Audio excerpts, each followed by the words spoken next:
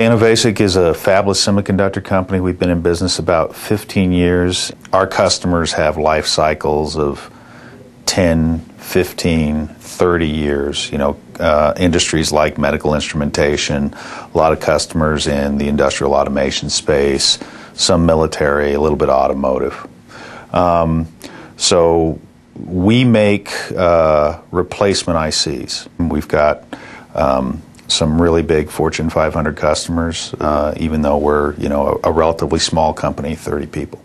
We've been servicing these customers with replacement ICs in the long lifecycle markets for quite some time, and we decided it made sense, given the number of microcontrollers we made, to branch out, to launch our own line of microcontrollers that were specifically targeted to this market, to solving the real-time control problems that exist in these markets. But it was sort of a new venture for us. We'd certainly designed a lot of microcontrollers, but this was a different approach, and we really wanted to assess, the productivity of the team in creating this microcontroller. And so I did a lot of research. I went out on the web. I thought, God, this can't be that hard, right? I went out on the web. I searched and I searched, and numetrics name came up many times. But I thought I could do it myself.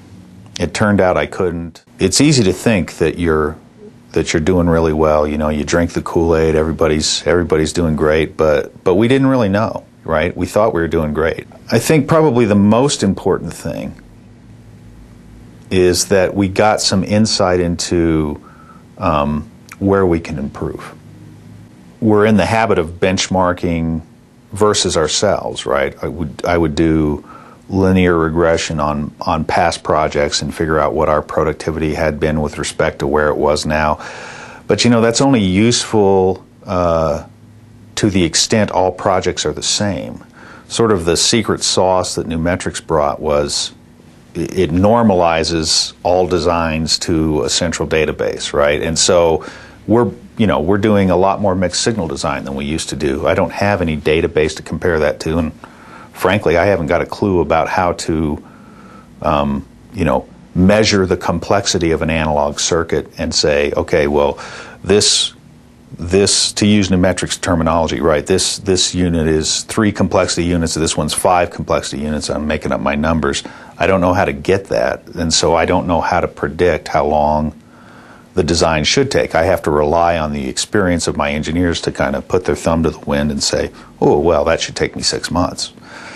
I trust my engineers, but it's still, it's a single data point, and a lot of things can go wrong. The numetrics industry database is invaluable. It gives you a means to compare apples to apples, right? So I buy a piece of IP, right, and integrate that into my design, right? That's different than if I create a piece of IP from scratch and have to verify it and so on and so forth.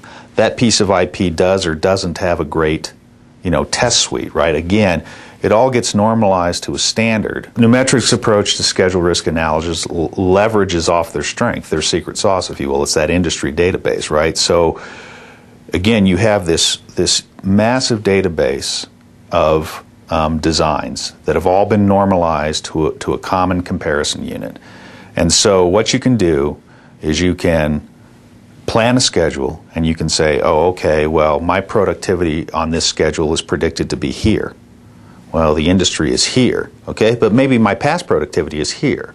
And then I say, well, okay, how much risk am I willing to live with, right? You can make an informed management decision as opposed to, again, putting your thumb to the wind and saying, well, this design's not that risky, I can do this, or, ooh, I'm afraid of this design because, it does something that I don't know how to do. You can really get a feeling of how much risk you're taking on a schedule, how much risk you're taking when you report to marketing, when you report to your board, and more importantly, when you report to your customers when the silicon will be available. The numetrics software was extremely easy to use. I mean, we went through, first of all, let me say that the educational process that I went through with the numetrics personnel who kind of educated me on the tool and on the meaning of the various terms and so forth was excellent, right? I spent time on the phone with somebody. But then once we had the data entered and it was very easy to generate reports around what I was interested in. So I might have been more interested in companies that were, closer to my size, or just, I was designing a microcontroller, so I was maybe more interested in the average complexity of a 32-bit microcontroller and how I stacked up against people who did, those types of designs. Or, gee, my team size was, and I don't remember what it was now, it's been a while, but let's say my average team size was 12 or 18, right? What was the average team size in the industry for a microcontroller that complex? And that's really useful data, because it gives you an idea, again, of whether you're approaching the problem, with adequate resources, with realistic expectations, right? So it's great. Most semiconductor companies, most fabless semiconductor companies, keep reasonable track of the type of data that Numetric requires. It was really just a matter of gathering that data, and I bet I spent, maybe a man-day or two doing that. I mean, longer in calendar time, but probably a man-day or two doing that. And then the Numetrics people helped me enter the data. They gave me a nice spreadsheet interface to enter the data in. That was the other nice thing, is that, everybody has their own design methodology. They're similar typically in our industry, but, everybody's got their own terminology and so forth.